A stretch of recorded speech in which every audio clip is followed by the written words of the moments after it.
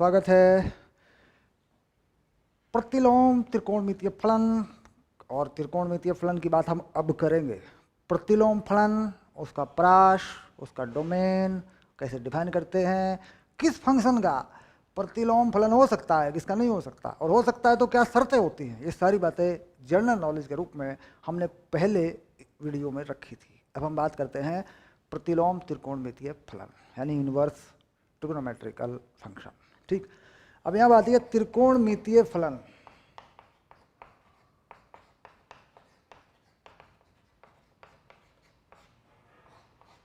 बड़ा सिंपल है, y equal to sine x, y equal to sine x plus cos x, y equal to tan x, y equal to sec x, y equal to cot x और y equal to cosec x.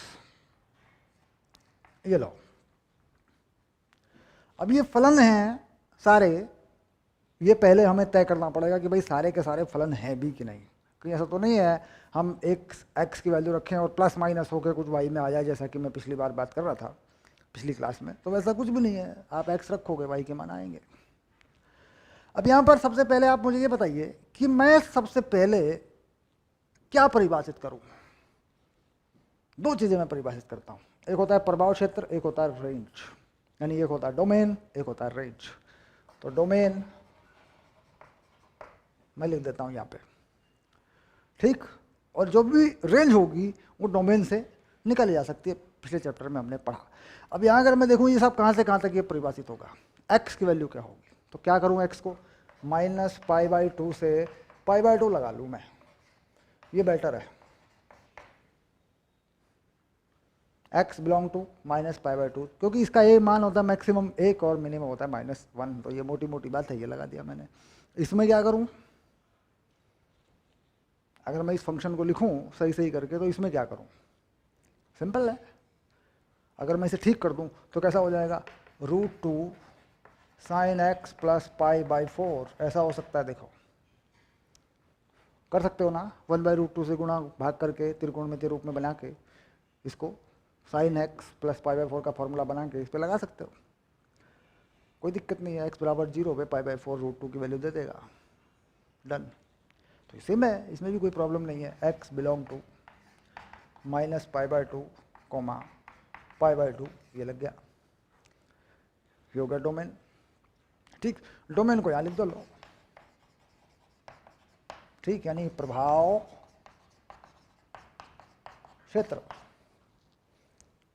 और यहाँ मैं तुम्हें इन सब की range लिख के दूंगा, यानी इसे लिखते हैं प्रास, यहाँ पे लिख के दूंगा सबके सामने। और तुम खुद भी सोचो कि रेंज होगी क्या। चलिए, 10x में क्या हो सकता है, कहाँ से कहाँ तक जा सकता है, इन्फिनिटी तक जाता है। तो क्या 0 से π/2 इन्फिनिटी, और -π/2 से π/2, क्योंकि π/2 पे इसका मान कितना हो जाता है, अनंत हो जाता है। तो क्या करें, ब्रैकेट खोल देंगे। क्या करेंगे, ये ब्रैकेट लगा देंगे, खोल देंगे इसको, -π/2 और π/2 कर दिया डिफाइन। जो चाहे मान रखो, -π/2 से π/2 के बीच जो भी रखो, -इन्फिनिटी टू +इन्फिनिटी। अब दूसरी बात आती है कि साहब ये डोमेन आपने इस तरीके से क्यों लिखे हैं। हम इन डोमेन को पीरियोडिक बना सकते हैं, आवर्ती फलन बना सकते हैं, वो ठीक है, 2π 2π 2π 2π जितना चाहे करो। यहाँ पर हम सिर्फ डोमेन उसे मैंने मिनिमम गैप, यानी छोटे से छोटा प्रभाव क्षेत्र, वो जो परिभाषित हो जहाँ फलन का मान बदलता हो, वह कम से कम या अधिक से अधिक मान रखता हो, यानी y के मान कम से कम हो सकें, अधिक से अधिक हो सकें, x का वह कम से कम कितना फैलाव है, बस यही है डोमेन। अगर परिभाषित करें तो इस तरीके से कर दें। इसमें ये सेक एक्स है। अब देखिए सेक एक्स तो 1/cos x है, मोटा मोटा सोचते हैं। सेक एक्स है तो 1/cos x है, यानी 1/cos x है, ठीक।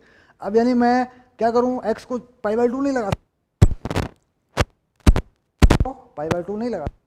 और दूसरी बात यह एक चीज और होती है कि मैं x की जगह माइनस पाई बाई टू रखूँ या प्लस पाई बाई टू रखूँ, यानी x में मैं कोई एंगल या कोण प्लस का रखूँ कि माइनस का रखूँ, वैल्यू वही होती है। यानी अगर मैं ये लिखूँ cos माइनस पाई बाई 6 तो वही वैल्यू वही होती है, cos पाई बाई 6 ही होता है।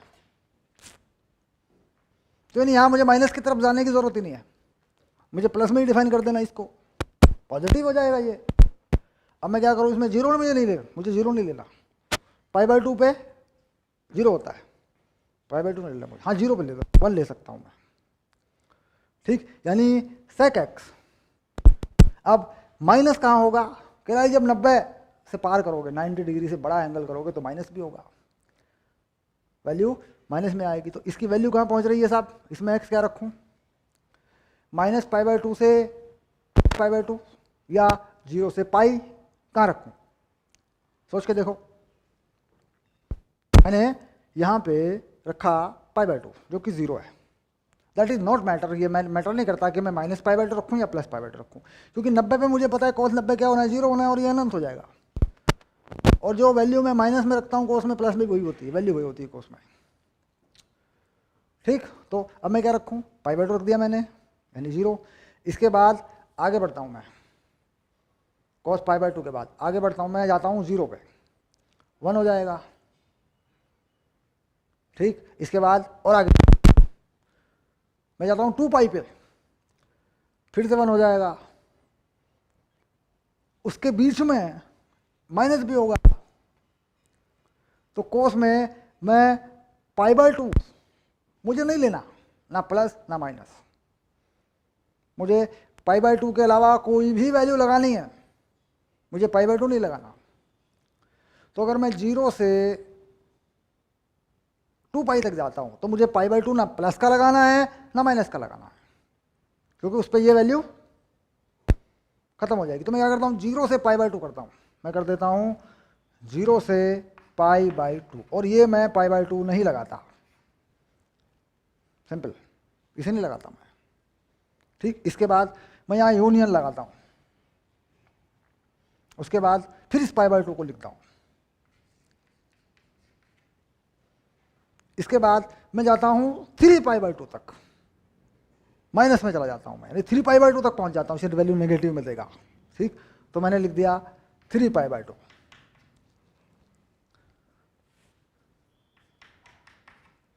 और ये 3 पाई बाई टू भी नहीं लेना है मुझे ये भी नहीं लेना। इसके बाद फिर चलता हूँ आगे, यूनियन, तो झंझट हो रहा है आगे चलते हैं, फिर चलता हूँ आगे, यूनियन, यानी जो आपका यूनियन से आप समझ रहे हैं कि दोनों को मिलाकर जो एक समुच्चय तैयार होगा, उसकी बात है, ठीक है। आगे अब मुझे 3 पाई बाई टू फिर नहीं लेना है, ठीक, नहीं लेना है, ओके, छोटा ब्रैकेट, और फिर मुझे 2 पाई तक मैं जा सकता हूँ, बड़ा ब्रैकेट, ठीक।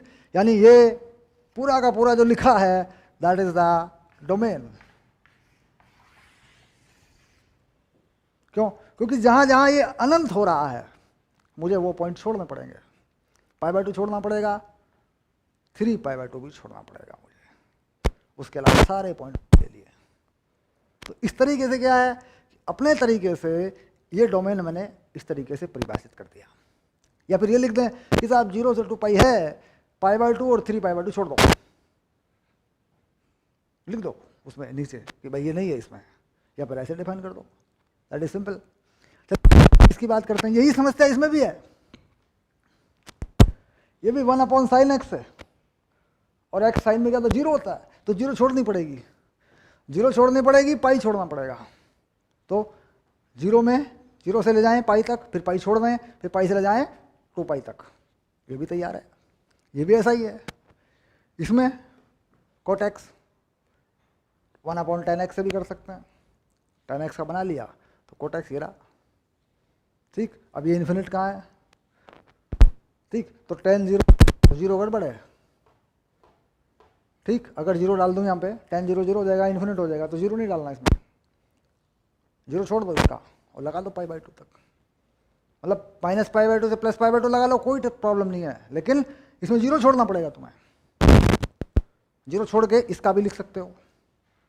तो कुल मिला के सबसे पहले जो तुमने डिफाइन किया तुमने डोमेन, और डोमेन को डिफाइन करना या डोमेन को निकालना इससे पीछे के चैप्टर में हमने अच्छे से किया। अब चलिए अब थोड़ा देखते हैं कि डोमेन के बाद पता होने के बाद हम देखते हैं कि अब इनका जो है इन्वर्स त्रिकोणमितीय या प्रतिलोम त्रिकोणमितीय फलन कैसा होगा। जिसका डोमेन डिफाइन नहीं है वो फंक्शन, वो फलन परिभाषित नहीं है। जो फलन परिभाषित नहीं है उसका प्रतिलोम फलन, उसका इन्वर्स फंक्शन भी परिभाषित नहीं है। दूसरी बात, जिस डोमेन में कोई फलन है उसको उल्टा करते प्रतिलोम बनाते हैं तो ये देखना पड़ता है कि कहाँ से कहाँ तक ये परिभाषित हुआ। बार स्क्वायर रूट लग जाते हैं तो वो माइनस के नंबर कट जाते हैं उसमें से। फिर नया जो डोमेन तैयार होता है वो प्रतिलोम फलन को परिभाषित करने के बाद ही तैयार होता है। इससे पीछे ही क्लास में ये बात भी मैंने अच्छे से ली थी। चलिए आगे चलते हैं, थोड़ा सा चैप्टर का बेसिक तैयार हो रहा है, धीरे धीरे आगे बढ़ रहे हैं।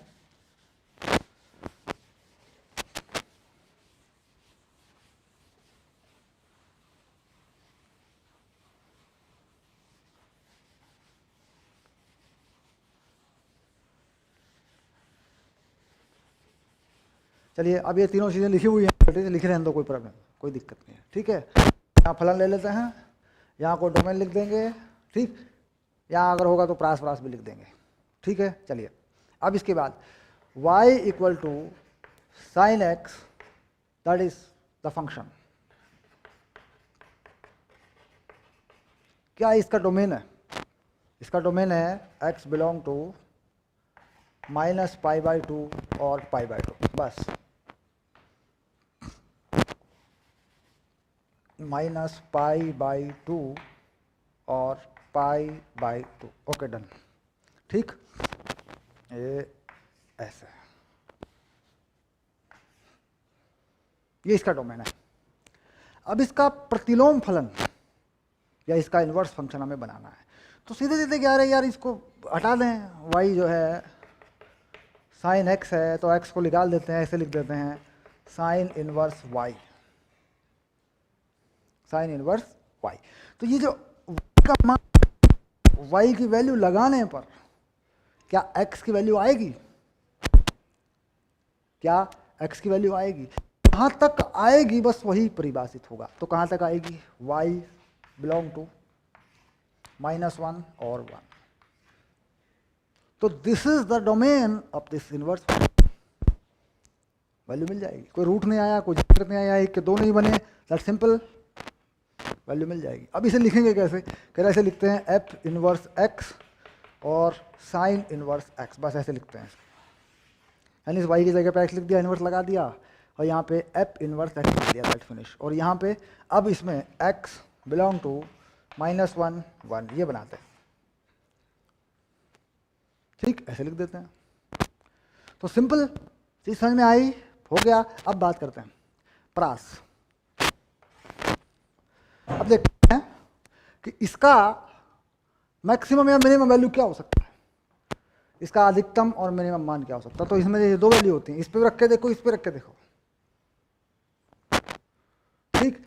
अगर इस पे रखूं या रखूं तो क्या वैल्यू होगी? -1 और दूसरे पे क्या होगी? 1। यानी डोमेन के ही वो पॉइंट हैं जहां से जहां तक फैला हुआ है वहीं से मुझे मिल रही है प्रास। अब देखिए ये हो गया, y का वैल्यू कितनी आ रही है प्रास?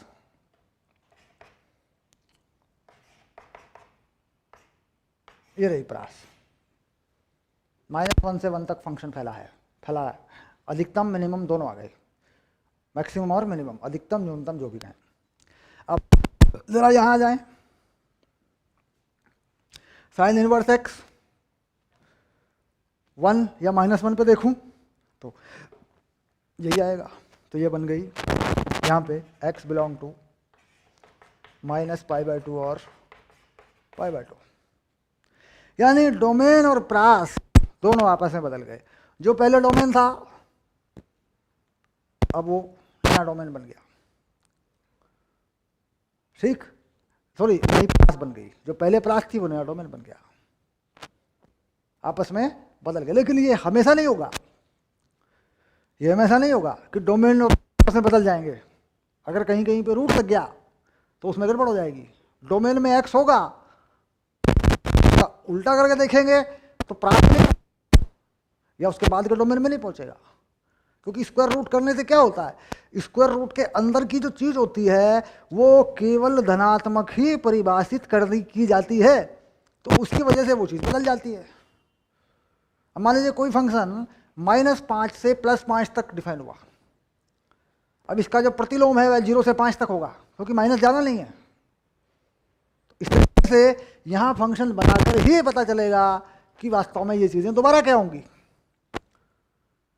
अब बात करते हैं कि साहब ग्राफ पे उतारना चाहते हैं इसको ग्राफ पे उतारना चाहते हैं, ग्राफ कैसा होगा, तो y sin x का graph simple, sign inverse x का ग्राफ जो है इसी का ग्राफ बनेगा y के हिसाब से, ग्राफ इसी का बनता है, x और y अक्षों को बदला जाता है बस, इनवर्स फंक्शन में जो फंक्शन है उसी का ग्राफ बनता है। अब देखिए बना देते हैं इसको, ग्राफ बना के दिखाते हैं आपको।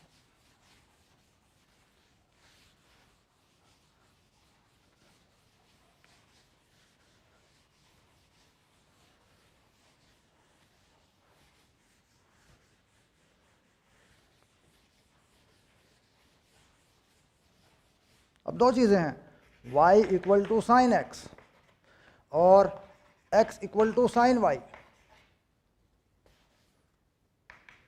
इसका मतलब है y equal to sine inverse x, और इसमें x की वैल्यू -1 से 1 तक है, दैट इज वो इसका डोमेन है। यहाँ पे अगर चाहें तो उसको लिख भी लें x, बस हो गया, दैट्स फिनिश। अगर मैं इसका ग्राफ बनाता हूं तो कैसा बनेगा, एक 2 पाई का ले करके उसमें पीरियड को पूरा कर देंगे पाई, और ये π/2 और ये 3 π/2 ऐसे, और जो वैल्यू है मैक्सिमम मिनिमम जाती है इसके बराबर, जो यहाँ वैल्यू होती है 1 है मान लीजिए तो 1 तक जाएगा, क्योंकि हम x को लिखें मैक्सिमम पे π/2 तो ये 1 हो जाएगा। तो कुल मिला के अगला बना लेते हैं सिंपल 1, ये +1 और ये -1, ठीक, और बस शुरू करके बना देते हैं, प्रॉपर कर देते हैं ग्राफ को। ये लो, दैट इज रिपीटेड, बनता रहेगा, चलता रहेगा,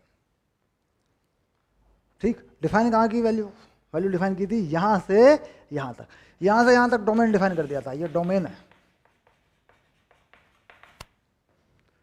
-π/2 से +π/2, ये डिफाइन कर दिया था।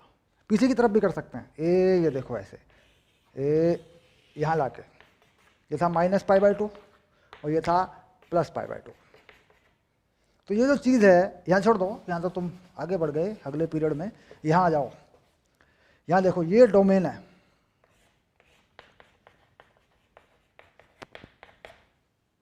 ठीक, यानी 0 के इधर उधर वाला फंक्शन जहाँ वैल्यू चेंज कर रहा है, 0 के इधर उधर वाली value, that is very domain. कहाँ पे जो 0 हो रहा है उसके इधर देखें, उसके उधर देखें, देखें कहाँ से कहाँ तक x वैल्यू हो सकती है, सबसे छोटा जो गैप है उसी को डोमेन बना दिया। अब इसे बनाएं ऐसे, कुछ खास नहीं, यही चीज बनेगी, और साइन वाई पे बनेगी ऐसे ऐसे, ठीक, लो कहाँ से कहाँ तक x -1 से 1 तक, तो देखो यार ये -1 है और ये 1 है, +1 चलता रहेगा, नीचे भी दैट इज नॉट। तो समझ रहे हैं कि ग्राफ में कोई फर्क नहीं, ग्राफ को सिर्फ एक्सिस पे बदलना है, और ग्राफ को एक्सिस पे बदल कर वो परिभाषित हो जाए तभी हम कहते हैं कि साहब ग्राफ भी इसका बन गया, इसके डोमेन और इसके रेंज भी डिफाइन हो गए, परिभाषित हो गए, अब ये प्रतिलोम फलन है इस तरीके से, ठीक। चलिए छोटा सा सवाल पूछ लेता हूँ, छोटा सा सवाल पूछ लेता हूँ,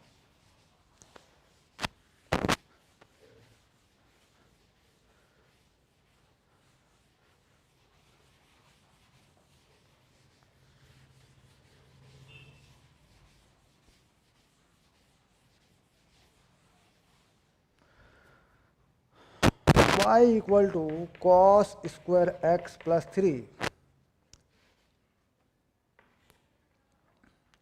का प्रतिलोम फलन ज्ञात कीजिए। सिंपल सा सवाल है। y equal to cos square X plus 3, ये लो, होमवर्क कर लो, वीडियो को रोक लो, पॉज कर लो, सवाल कर लो। बिल्कुल सिंपल सा सवाल है, एकदम चलता फिरता टाइप। लेकिन प्रॉब्लम कहाँ है? प्रॉब्लम है साहब त्रिकोणमिति का प्रॉब्लम है। त्रिकोणमिति को बदल नहीं पा रहे सर, और चैप्टर का नाम है त्रिकोणमिति है, और ध्यान त्रिकोणमिति को बदल नहीं पा रहे फंक्शंस को। त्रिकोणमिति है जो आइडेंटिटी होती है, trigonometrical identity, this equal to this, left hand side west hand side, formula conversion, अगर वो खराब है तो इसका मतलब है कि 50% गणित खराब। अगर निर्देशांक ज्यामिति में निरूपण नहीं कर पा रहे रेखा, वृत्तों का, परवलयों का, दीर्घवृत्तों का, अति परवलयों का, तो 30% गणित और खराब है। गणित में लगेगा चीजें वहीं पर हैं। अब मान लीजिए हम कोई फलन बना रहे हैं, परवलय का समीकरण लिख रहे हैं, उसमें फलन बना रहे हैं, हम सरल फलन बना रहे हैं, त्रिकोणमिति के फंक्शन का हम फलन बना रहे हैं, तो बेसिक वहीं पर है। तो कुल मिलाकर ये सवाल मुझे उम्मीद है कि आपने कर दिया होगा। चलिए कैसे करें? करें जी, लिखा हुआ ठीक नहीं है, ये लिखा हुआ ठीक नहीं है। इसको मैं अगर उल्टा पुल्टा करके ले जाने की कोशिश करूं तो मामला फंस जाएगा। इसको मैं ठीक लिख सकता हूं। कैसे? इस चीज को मैं ठीक कर सकता हूं, cos 2x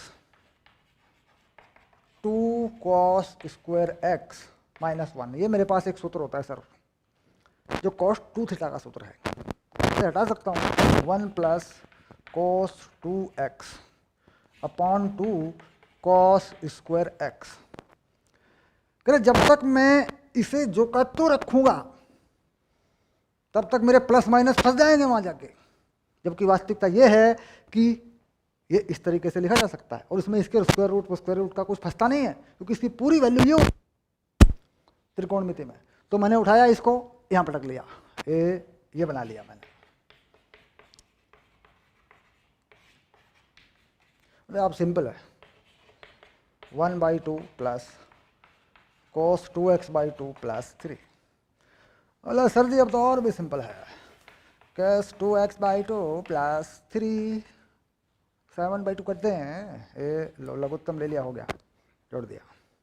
बोला सर जी अब तो और भी सरल है, हो गया ससुरा, बहुत तंग कर रहे थे हमको। ठीक, अब डन करें। आ जाओ आ जाओ, cos 2x/2 7/2 माइनस x नहीं y, ये लो, ये जो 2 है उधर कर दो, तो कितना हो गया 7 माइनस y/2, और यहां cos 2x। सिंपल। आगे cos 2x 7 माइनस y/2। अब 2x cos पे इनवर्स लगा सकते हैं सर जी, 2x बन जाएगा, कोई दिक्कत नहीं। और इसमें हम जानते हैं कि जो 2x है वो कहाँ जाना है, cos 2x कहाँ से जाना है? कहले वही सर, ये तो 2x का तो एंगल है, इसे क्या करना है, सो माइनस π/2 या π/2 को ले आ सकते हैं। ठीक, या 0 से 2π कर सकते हैं इसको, क्योंकि यहाँ पे कोण वैल्यू माइनस में बनती है, तो 0 से 2π लिख दो। इसमें क्या है, प्लस माइनस 1 करना है, तो माइनस में तो जाता नहीं है cos, साइन तो जाता है माइनस में, cos नहीं जाता। अगर cos के दोनों मान देखने हैं अधिकतम मिनिमम, तो क्या करते हैं अपन, इसमें हम 0 से 2π लिख देते हैं इसको। 0 से 2π भी गया, π/2 पे भी जाएगा, 0 पे भी जाएगा, और फिर जहाँ ये माइनस बनाएगा 90 से पार होकर वो भी लिख देते हैं। और पूरा मान अगर बदल रहा है तो 0 से π लिख सकते हैं।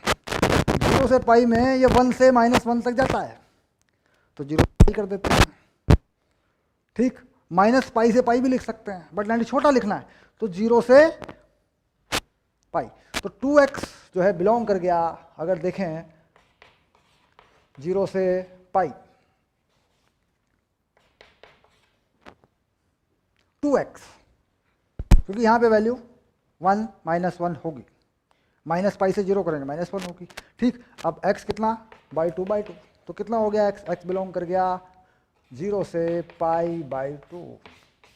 दोनों वैल्यू वेरी कर जाएंगी, 0 रखेंगे 1 आ जाएगा, π/2 रखेंगे -1 आ जाएगा, हो गया 1 और -1 के बीच में ही होना चाहिए, दैट्स फिनिश। ठीक, डोंट मैटर, ये तो तुम मालिक हो जैसे चाहे लिख दो। ठीक, इसके बाद अब इन्वर्स लगा देते हैं, 2x cos इनवर्स 7 - y/2। ये 2 है, हटा देते हैं इसको, 1/2 कर देते हैं, ये लो। अब ये है इनवर्स फंक्शन, ये है प्रतिलोम फलन जिसका तुम्हें इंतजार था। ये अब इसका मुझे डोमेन बताओ, मुझे इसका डोमेन बताओ। ठीक, तैयार हो गया, मिटा दूं इसे, उसे लगा दूं यहां पे, चलो ये लो, x 1/2 cos इनवर्स 7 - y/2। एकदम हलवा चल रहा है, हलवा खा रहे हैं हम लोग, हलवा बना दूंगा गणित को तुम्हारे लिए। चलो आगे चलो, लिख दूं, बना के लिख दूं इनवर्स फॉर्म में, शाबाश लिख दो सर जी, f inverse x 1/2 cos inverse 7 - x/2 बना दिया, y को x लिख दिया, ढूंढ हो गया। अब मुझे इसका डोमेन बताओ, यानी इसका प्रभाव क्षेत्र बताओ मुझे, कहां से कहां तक। तो जैसे ये देखो, इनवर्स में जो चीज है ये क्या हो सकता है, 1 या -1। कोस इनवर्स 1 क्या है, 0, -1 क्या है, पाई, 0 से 180 के बीच में, कोई दिक्कत नहीं है।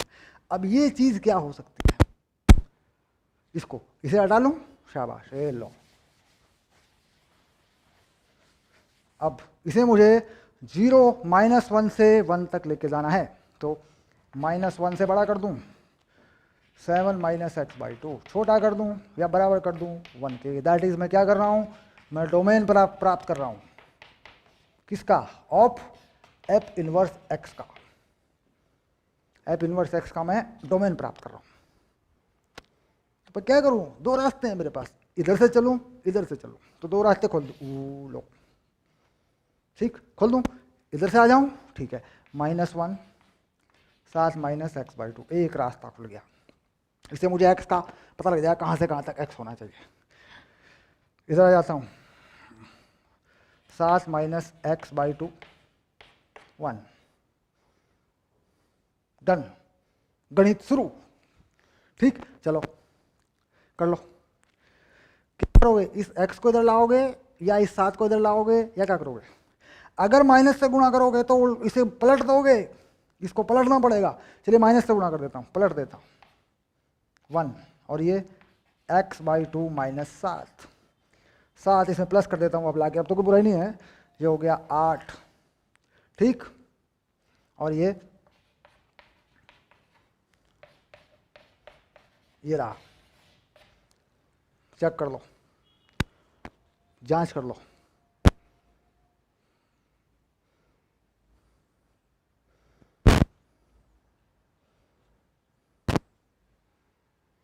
ठीक, यहां पे फंक्शन, ये इनवर्स फंक्शन डोमेन।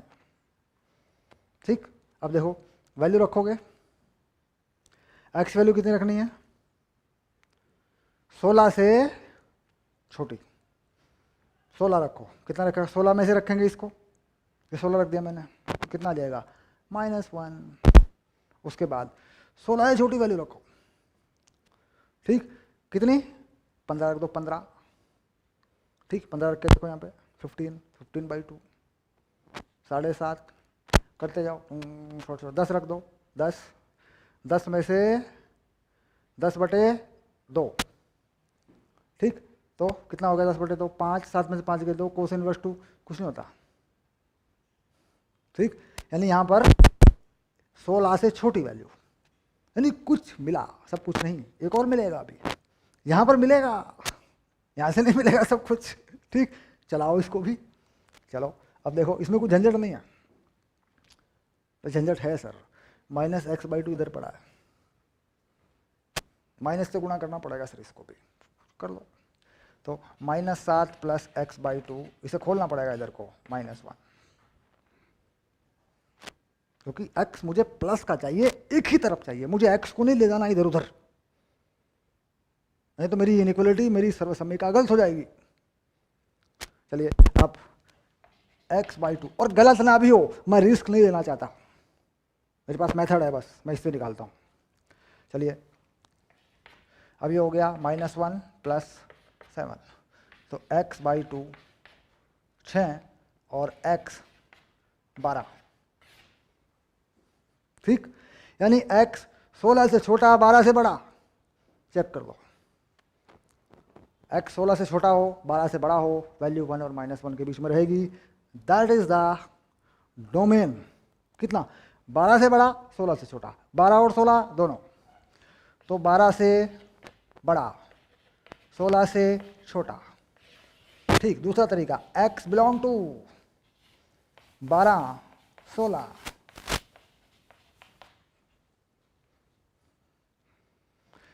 ठीक, तो यानी इन्वर्स फंक्शन बनाया गया, उसका निकाला गया, ठीक। इन्वर्स फंक्शन की रेंज, इन्वर्स फंक्शन की रेंज, कह रहा रेंज में कुछ नहीं है, एक में 12 डाल दो, एक में 16 डाल दो, जो डोमेन के बिल्कुल अंतिम पॉइंट हैं जहां पर फंक्शन परिभाषित हो रहा है, उन्हें दोनों को डाल के देख लो, उसकी कम से कम या ज़्यादा से ज़्यादा वैल्यू आ जाती है। तो इसकी एफ इनवर्स एक्स की ज़्यादा से ज़्यादा वैल्यू कहाँ आएगी? तो ये -1 होगा तो कम से कम आएगी -1/2, ज़्यादा ज़्यादा कितनी आएगी? 1/2 आएगी। वो क्या होगी? वो होगी प्रास, वो प्रास हो जाएगी, ठीक। तो इस तरीके से जो है हमने शुरू कर दिया है गणित, ठीक। इसके बाद गणित के कोर्स लगे हुए हैं विद्याकुल पर, पढ़ेंगे अपनी पूरा दाखिला लेकर, पूरा कोर्स करेंगे अपना, अगस्त तक पूरा कोर्स हम कर लेंगे अपना। कोर्स में जाएं, दाखिला लें, शुरू करें, ओके। चलिए अगली क्लास में फिर थोड़ा और विचार करेंगे, एक एक इसका बेसिक तैयार करेंगे, ठीक। फिर एनसीईआरटी के कुछ क्वेश्चन है हमारे, वो कर लेंगे, ओके।